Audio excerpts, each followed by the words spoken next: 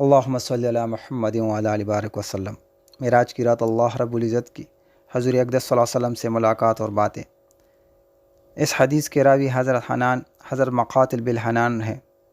وہ اس حدیث کے راوی ہے کہ حضور اقدس صلی اللہ علیہ وسلم ارشاد فرماتے ہیں کہ مجھے جب آسمانوں کی سیر کرائی گئی تو جبرائیل علیہ السلام بھی ساتھ تھے، حتیٰ کہ سدرۃ المنتہا کے پاس حجاب اکبر تک پہنچے تو جبرائیل علیہ السلام نے کہا، اے محمد صلی اللہ علیہ وسلم آگے بڑھیے۔ میں نے کہا نہیں، بلکہ آپ آگے ہو۔ کہنے لگے، اے محمد صلی اللہ علیہ وسلم اس مقام سے آگے بڑھنا آپ صلی اللہ علیہ وسلم کے سوا کسی اور کو زیبا نہیں، اور آپ صلی اللہ علیہ وسلم کا مرتبہ اللہ کے ہاں مجھ سے کہیں زیادہ ہے۔ فرماتے ہیں میں آگے بڑھا حتیٰ کہ میں سونے کے ایک تخت تک پہنچا جس پر جنت کا ریشمی فرش بچھا ہوا تھا۔ جبرائیل علیہ السلام نے مجھے پیچھے سے آواز دی کہ اے محمد صلی اللہ علیہ وسلم، اللہ کی طرف سے آپ صلی اللہ علیہ وسلم کی تعریف و ثنا ہو رہی ہے، آپ متوجہ ہو جائیں اور حکم کے منتظر رہیں، اور یہ کہ اللہ تعالیٰ کے کلام سے گھبراہٹ محسوس نہ کریں۔ میں نے اللہ کی حمد و ثنا کرتے ہوئے کہا، اتحیات للہ والصلوات والطیبات، جسے ہم نماز میں پڑھتے ہیں۔ اس کا ترجمہ ہے تمام قولی، بدنی اور مالی عبادتیں صرف اللہ کے لیے ہے۔ جس کے جواب میں اللہ رب العزت نے فرمایا، السلام علیکہ ایھا النبی ورحمۃ اللہ وبرکاتہ، یعنی اے نبی تجھ پر سلامتی ہو اور اللہ کی رحمتیں اور برکتیں نازل ہو۔ حضور پاک صلی اللہ علیہ وسلم فرمانے لگے، میں نے عرض کیا، السلام علینا وعلی عباد اللہ الصالحین، ہم پر بھی اور اللہ کے نیک بندوں پر بھی سلامتی ہو۔ جب یہ جبرائیل علیہ السلام نے دیکھا کہ حضور پاک صلی اللہ علیہ وسلم نے یہاں پر بھی اللہ کی ملاقات پر بھی اپنی امت کو نہ بھولے تو اس نے بھی اختیار کہا، اشہد ان لا الہ الا اللہ واشہد ان محمد عبدہ ورسولہ۔ پھر اللہ کی طرف سے ارشاد ہوا، آمن الرسول بما انزل علیہ من ربہ، جس کا ترجمہ یہ ہے کہ رسول اس پر ایمان لایا جو اس کی رب کی طرف سے اس پر نازل ہوا۔ حضور پاک صلی اللہ علیہ وسلم فرماتے ہیں، میں نے عرض کیا، یا لا واقعی میں آپ پر ایمان لایا ہوں، والمؤمنون کل آمن باللہ وملائکتہ وکتبہ ورسلہ لا نفرق بین احد من رسلہ۔ یہ سورہ بقرہ کی آیات کا ترجمہ ہے۔ اور مومنین سب عقیدہ رکھتے ہیں اللہ کے ساتھ اور اس کے فرشتوں اور اس کی کتابوں اور اس کے پیغمبروں کے ساتھ کہ ہم اس کے رسولوں میں سے کسی میں تفریق نہیں کرتے، جیسا کہ یہود نے حضرت موسیٰ علیہ السلام اور اسی طریقے سے عیسیٰ علیہ السلام کے درمیان تفریق کی، اور ایسے ہی نصارہ نے بھی تفریق ڈالی۔ پھر اللہ کا ارشاد ہوا، لا یکلف اللہ نفسا الا وسعہا، سورہ بقرہ۔ اس کا ترجمہ یعنی اللہ تعالیٰ کسی شخص کو مکلف نہیں بناتا مگر اس کے جو اس کی طاقت میں ہو، لہا ما کسبت وعلیہا ما اکتسب۔ ترجمہ، جو کوئی بھی نیک عمل کرے اس کا ثواب اسے ملے گا، اور جو برائی کرے اس کا عذاب بھی اسے ہوگا۔ پھر ارشاد ہوا، پھر فرمایا کہ رسول سوال کرے، عطا مطلوب ہوگی، یعنی جو آپ مانگیں گے اسے آپ کو ملے گا۔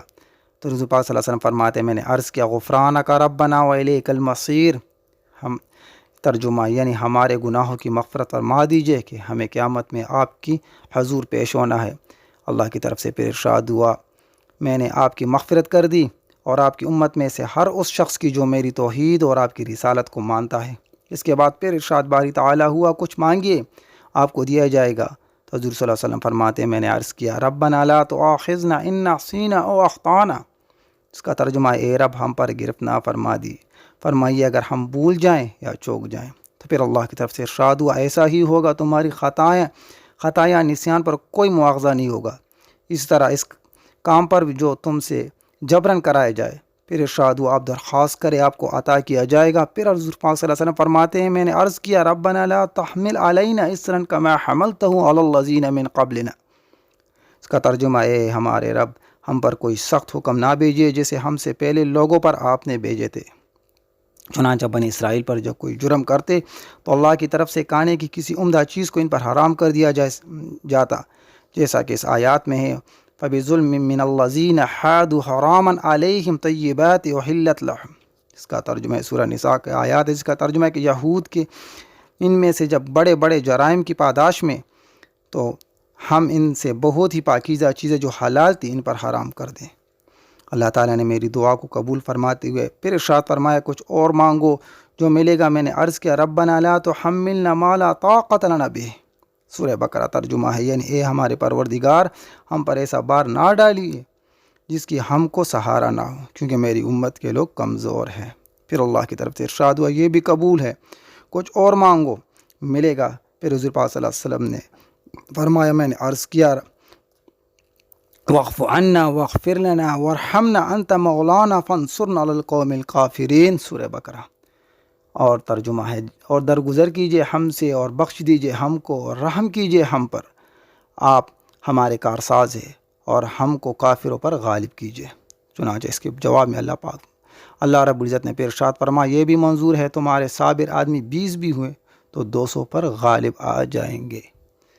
دوستو آپ نے دیکھا ایسا حبیب، ایسا پیارا نبی ہمیں ملا ہے کہ جو اللہ کی ملاقات میں بھی ہم کو نہ بھولا، اللہ کی ملاقات میں بھی اپنے لیے نہیں بلکہ اپنی امت کی فکر تھی، اپنی اولاد کے لیے نہیں بلکہ پوری امت کی فکر لیے ہمارے لیے دعائیں پہ دعائیں اللہ سے کراتا رہا اور اللہ اس کو منظور کراتا رہا۔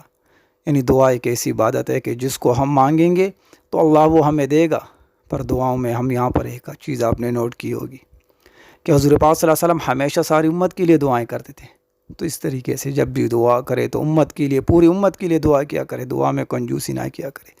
اور ایک اور جگہ ارشاد ہے کہ اللہ کو دو قطرے ایسے ہیں جو اللہ کو بہت زیادہ عزیز ہے، اس سے کوئی بڑھ کر نہیں، ایک اللہ کی راہ میں خون کا قطرہ اور دوسرا اللہ کی خوف سے آنکھ سے گرا ہوا قطرہ، کہ جب بھی ہم اللہ سے مانگے تو بس تھوڑا سا رو کر مانگے، کیونکہ واقعی رونا جو ہے، رونا اپنی عاجزی کو ہم ظاہر کرے اور اس کی کبریائی کو ظاہر کرے کہ واقعی اللہ آپ سے بڑھ کر کوئی نہیں۔ انشاءاللہ اس طریقے سے ہم مانگیں گے مغفرت اپنے لیے، پوری امت کے لیے، اور اپنے جو ہمارے آباء و اجداد فوت ہوئے ان کے لیے۔